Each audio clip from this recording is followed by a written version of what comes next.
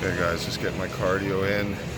Today I'm going to be filming a shoulders and arms session with one of my longtime clients, a really good friend of mine. His name's Jacob. So we're going to take us through a workout where I'm going to film some of his sets with me instructing him, giving some of the cues that I like to give for shoulder and arm training, and then he's going to film me performing some of the exercises the way that I think they should be performed. So it should be a really good video.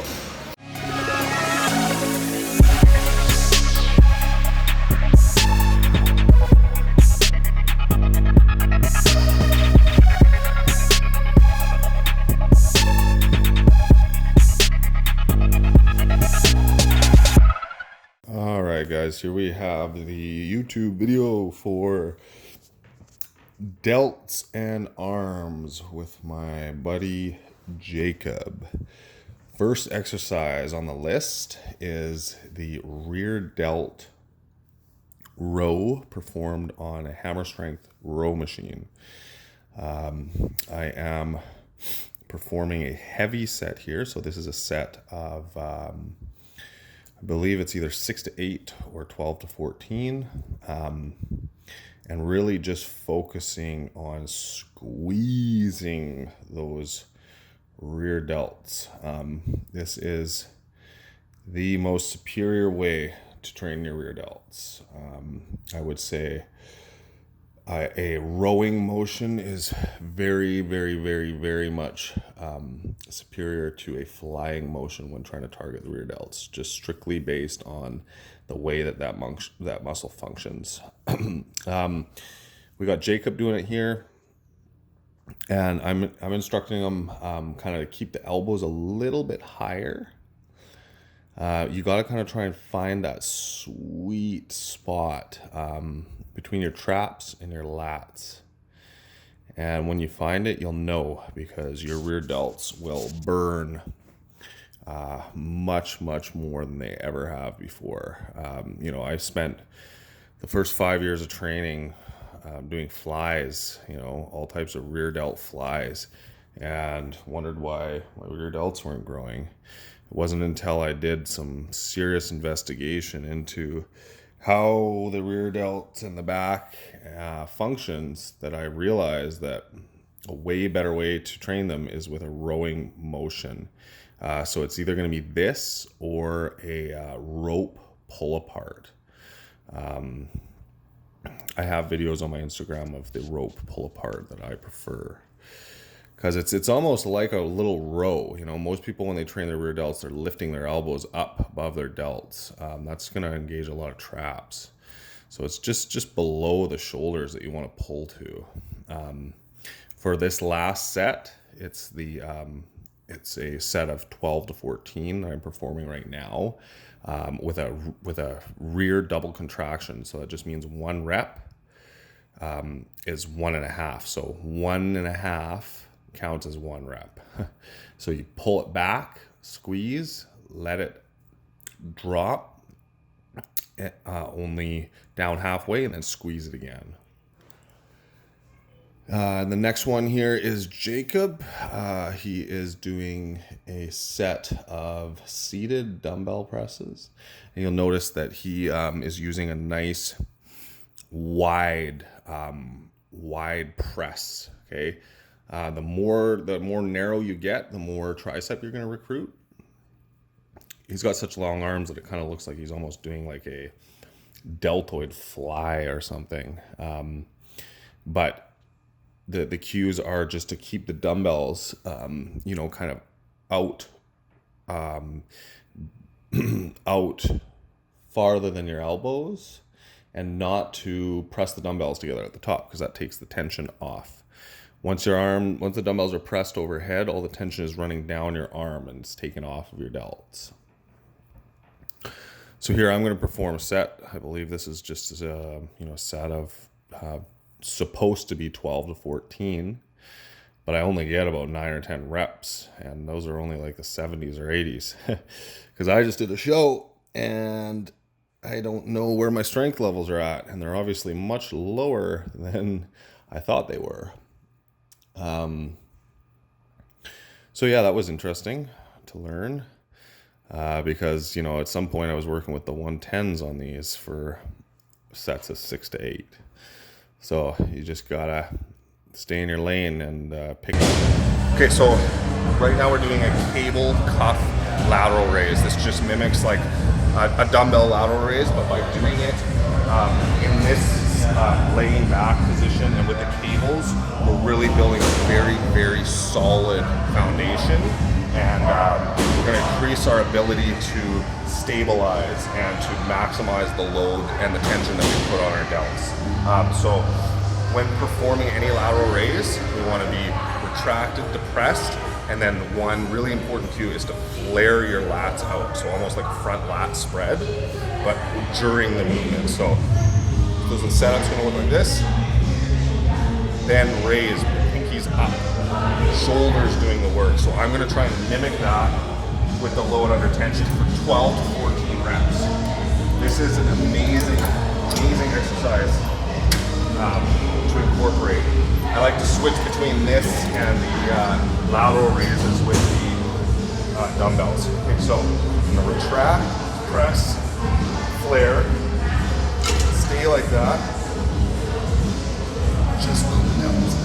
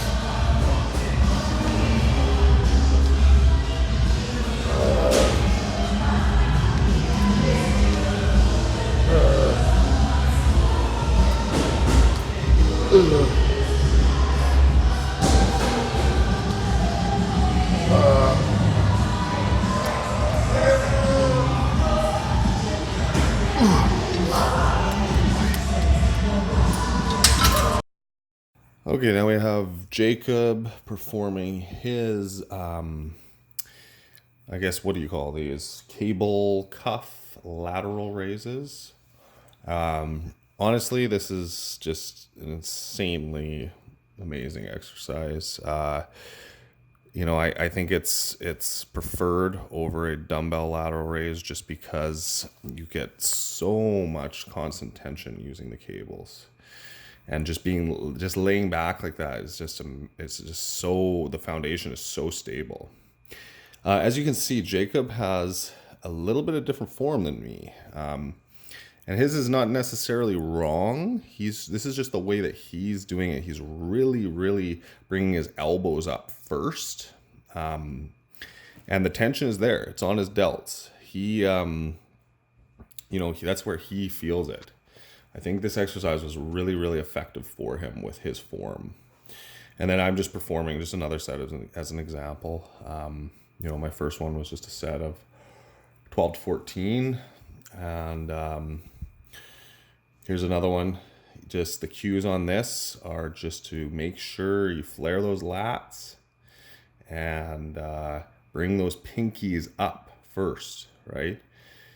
Once you lock yourself into the position with a slight bend in your elbows, take 1 second just to think, okay, I'm just going to contract my shoulders, and that's it. And I promise you it'll make it 10 times harder because you will stop a lot of the other muscles in your arms and traps and stuff from being able to engage by doing that. All these little things that I do there, the whole purpose in that is to isolate the delts and stop all the other little muscles around from firing to assist. But if you watch closely, you can see that the form breaks down with fatigue and those muscles take over. So we're always trying to keep those first reps looking like the last reps. If you can do that, you're ahead of the game. All right, so now we have Jacob performing his next set. Um, he absolutely loved this exercise. It thrashed his delts like crazy. Jacob has an injury on one of his arms where he just had surgery on his wrist, so the cuffs are going to be really good for that injury. So here he's doing the technique for this one, which is labeled on the workout, which is a half drop. So you select a weight where you can get 6 to 8 reps, and then without rest, you drop the weight to half, but you increase the repetitions to double. So if you did 20 pounds for 8 reps, you would drop it down after the 8 reps to 10 pounds and do 16 reps. So it's a very, very good technique to end off the heavier work and just bring that muscle farther into failure. Yeah, and you can see he's really, really raising those elbows up and keeping his wrists down. There's nothing wrong with that. That's just the way that he's structured and the way that he's performing it. Practice makes perfect, and his form will probably change over time because these are definitely going to be in his programming moving forward. And he is just killing it on this set. Absolute. Jacob is one of the hardest working clients I have. He knows how to work hard in the gym, and that is a very good trait. So here we have one of my heavy sets, the 6 to 8 for the tricep dip machine. If you have one of these in the gym, you should definitely be using it. It recruits a lot of the back of your arm to move that weight. It's a very, very good all-around mass builder for the triceps. This should be prioritized for your heavy work, definitely. And then we have Jacob performing his set. As you can see, you got to set the seat very low on this so that you can get that nice stretch at the back and allow your elbows to go up really high. You should definitely be trying to keep your elbows close together. So think forcing both of your elbows in towards your spine while allowing them to come up as far as your mobility will allow, and then pressing down, just using your triceps until you completely lock out. Jacob is performing his quadruple drop set. So this routine has 3 delt exercises, 1 rear delt exercise, 1 deltoid pressing exercise, and then 1 lateral raise movement, and then just 2 tricep exercises. 2 arm exercises. 1 for triceps, 1 for biceps. And that's all that's needed because we're, instead of selecting a ton of different exercises, we're using exercises that are very good, and we are getting the maximum out of that. One of the things you'll always hear me say is, get more out of less. Most beginners, if you look at their programming, it's going to be a ton of volume, a ton of exercises, and a ton of sets and a ton of reps. And it's kind of just the idea that, you think the more you do, the better. But really, the appropriate amount is going to be better, especially if you're trying to grow. Don't spend all day killing yourself in the gym doing work that you're not going to recover from. That's really, really important. This is my my quadruple drop set, and this is honestly, this is one of the most brutal sets I've done in a long time.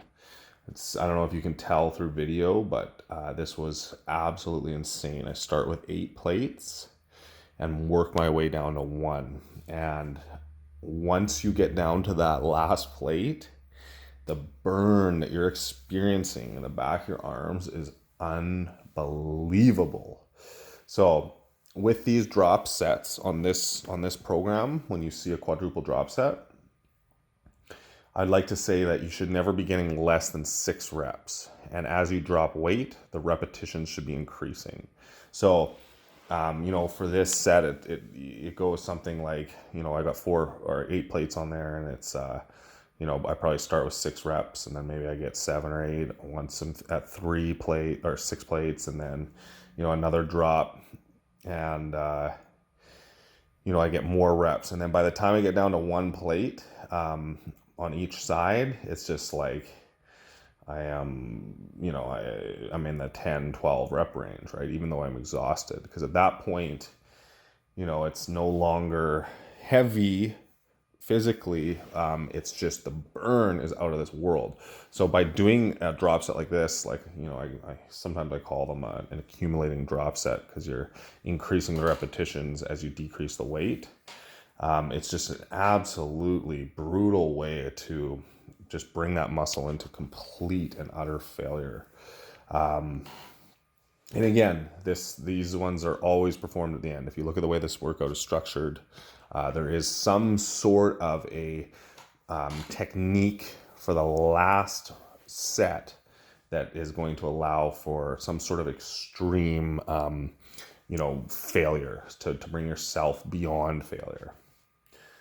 Okay, now we have Jacob doing the last exercise of this workout, which is the bicep preacher curl. This is a absolutely amazing machine, and if you got one at your gym, which you should be using it.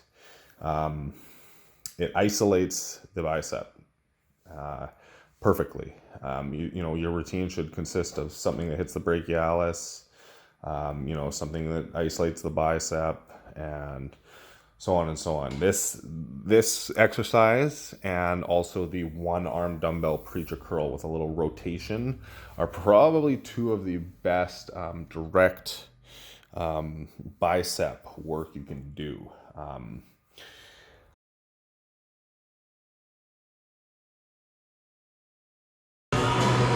Okay, bicep preacher curls. Like I said, if you have this machine at your gym, which if you have a gym, you should have one. This is an absolutely amazing apparatus for targeting the actual bicep. You should have something like this that isolates, and in your routines, and something that recruits the brachialis and all different parts of your arm. But in terms of targeting the actual bicep, this is going to be your best option. So at hand placement, what I was talking about before is you see that a lot of people will grip, with their fingers around. And what's going to happen is as you break down form, your hands are going to go back like this, taking tension off of your biceps. So what I like to do is some sort of a medium width grip and putting the tension actually on my wrist from the get-go. So something like this, holding with your fingers, placing that force down your palm. Okay? So I'm gonna start my set.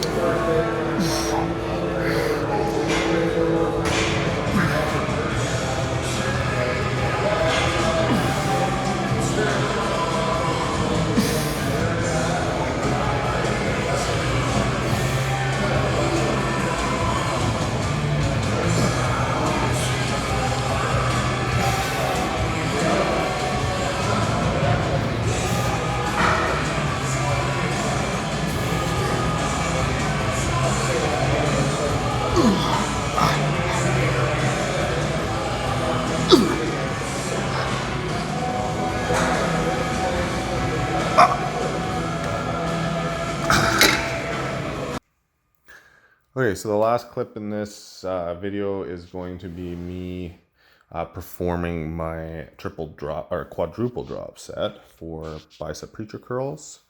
And interestingly enough, I didn't select a heavy enough weight to start, and it really threw me off.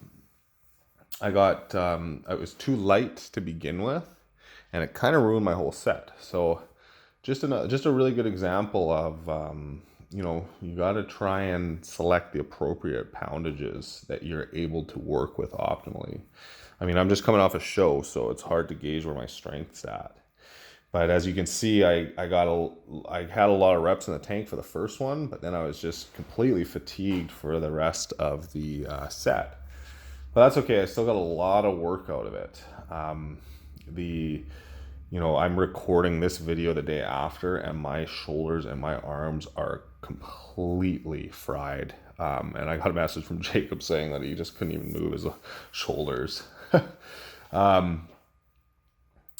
But yeah, so this is my last drop set. Jacob's putting the camera down just to pull the weights off. I won't bother editing that out because I'm just doing a voiceover anyways. You guys get the drift. These, for both of the arm exercises, it's 2 sets of 6 to 8, 2 sets of 12 to 14, and then 1 quadruple drop set. So that just means you drop the weight 4 times without rest.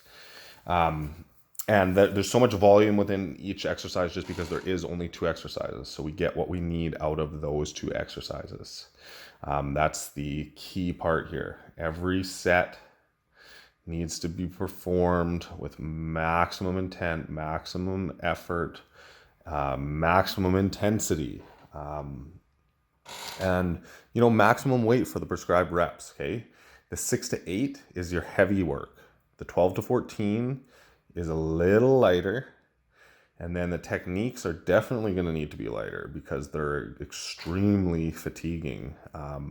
You need to select the appropriate weight for the exercises that you're doing. So yeah, guys, that's the end of the video.